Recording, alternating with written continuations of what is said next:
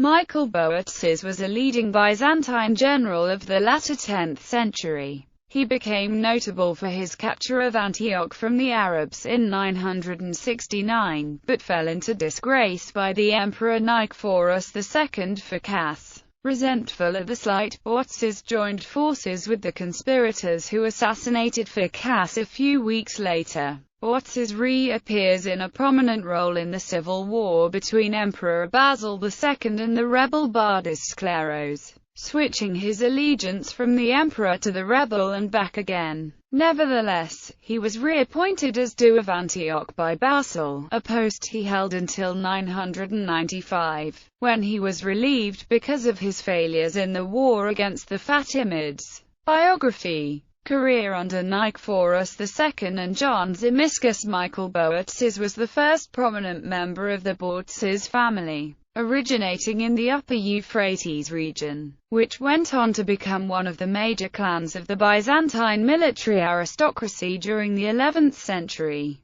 The name has been proposed as deriving either from the Arabic Burj, tower, or from the place name Bourtzes or Soteriopolis near Trebizond. Likewise, the ethnic origin of the family is disputed among scholars. Vitalian Laurent and Jean-Claude Cheniet suggested an Arab origin, while Peter Sharanis and Nicholas Adams advocated an Armenian origin. The date of Michael Bourtzes' birth is unknown, but must be placed sometime between 930 and 935. He is first mentioned in late 968. When he was appointed by Emperor Nicephorus II Phocas as Patrikios and Strategos of the small theme of Mauronoris, on the southern outliers of the Amanus Mountains. With his base on the newly built fortress of Pagrath, Bourtzes and his 1,000 men were tasked with controlling the northern approaches to the Arab-held city of Antioch.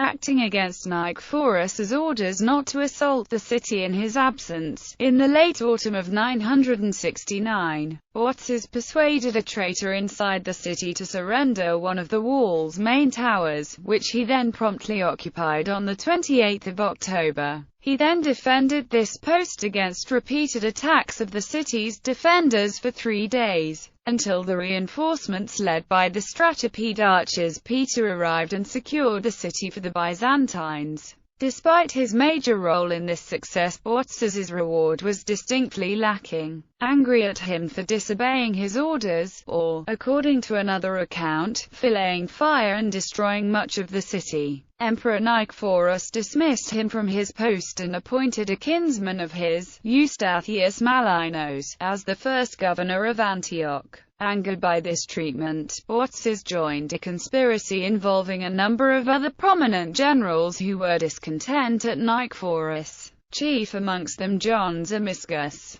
On the night of 10/11 December 969, a group of these conspirators, including Zimisces and Bourtzes, managed to gain access to the imperial Boukoleon palace by sea, and proceeded to murder the emperor and install Zimisces as his successor. Despite his prominent role in the assassination of Nicephorus II, the historical sources barely mention Bourtzes for the duration of Zimisces' reign. Only Ahya of Antioch records that in summer 971, with 12,000 men, he oversaw the repairs carried out to the walls of Antioch following an earthquake and executed one of the murderers of Patriarch Christopher, but it is not certain whether he had been placed in command there as governor. Rather, at the time of Zimisces' death in January 976, he is stated by John Skylitzes to have commanded the elite tagma of the Stratolartai in the army of Bourtzes.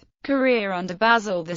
At the point of Zimisces' death, imperial power reverted to the legitimate emperors, the young brothers Basil II and Constantine VIII. In view of their youth and inexperience, however, government essentially continued to be exercised by the powerful Parakoimomenos Basil Karpanos. Almost immediately, the Parakoimomenos moved to forestall any moves by one of the powerful Anatolian magnates to seize the throne and reign as a supposed guardian of the two young emperors. Like Phocas and Zimisces had done, A general reshuffle of the most important army posts in the east followed, interpreted by later historians like Skylitzes as a move to weaken the position of overpowerful Stratageois. At this point, Bourtzes was appointed commander of the troops in northern Syria, with his seat at Antioch. Indeed, he seems to have been the first to be titled Duke of Antioch. According to Skylitzes, this move was designed by the Parakoimomenos to wean him away from his close relationship with Scleros. Almost immediately after his appointment, Bourtzes set out in a deep raid into Fatimid-controlled Syria, reaching Tripolis and returning with much booty. In spring, however, Bardis Scleros, now appointed Duke of Mesopotamia, rose in revolt and proclaimed himself emperor at his base in Melitna. Bourtzes was commanded by Constantinople to lead his force north, join the army of Eustathius Malinos, now governor of Cilicia, and block the rebel from crossing the Anti-Taurus mountains. Leaving his son in control of Antioch, Bourtzes complied and marched north. In the ensuing battle at the fortress of Lapara in the province of Lykandos, however, the combined loyalist force was routed, with Bourtzes being the first to retreat according to the chroniclers. As Skylitzes pointedly comments, Bourtzes' conduct during the battle was attributed either to cowardice or to malice. Certainly soon after, he deserted the imperial camp and joined Scleros. According to the contemporary Yahya of Antioch, Bourtzes at first fled to a fortress in the Anatolic theme, but was followed by Scleros and persuaded to come over to his side. Bourtzes' defection brought Scleros control of Antioch as well. Bourtzes commanded his son Constantine to join him, and the city was left in the hands of the Arab Kulayb, who was soon overthrown by another Arab, Ubaydallah, who also joined Scleros. In the summer of 977, Bourtzes was deployed, along with Romanos Taranites,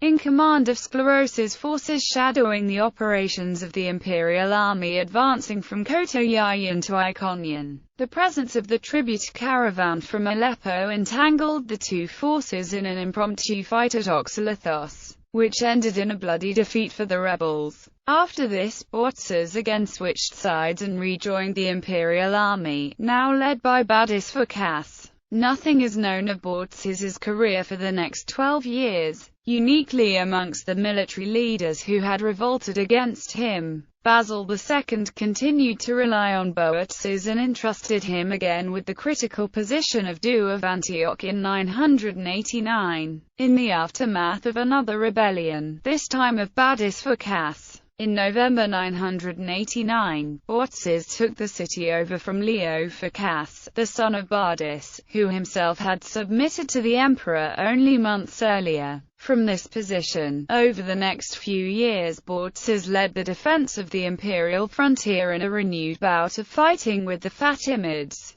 as the two empires disputed control over the Hamdanid Emirate of Aleppo. In 991 he provided military assistance to the Hamdanid Emir of Aleppo, Saad al-Dawla, which enabled the latter to defeat the rebel Bakjur, who with Fatimid help tried to seize Aleppo. Early in the next year, a Fatimid army under Manjutakin advanced on Aleppo. Manjutakin sent a messenger to Bourtzes, claiming that his conflict was with Aleppo, and did not involve the Byzantines. But Bourtzes had the messenger arrested. After defeating the Hamdanids in battle near Apamea, Manjutakin laid siege to Aleppo for 33 days. After which he left part of his forces behind and led the rest to confront Bourtzes, who was marching to the city's aid. At the ensuing battle at Siderophagond, Bourtzes and his men were defeated. Manjutakin followed up his success by capturing the fortress of Imm, commanded by Bourtzes' nephew, and taking him and 300 troops prisoner, before embarking on a plundering raid through Byzantine territory as far as Germanikia. The Fatimid general returned to Aleppo, but was unable to take it and withdrew later in the year. At about the same time, the Muslim population of Laodicea, Antioch's seaport, rose in revolt.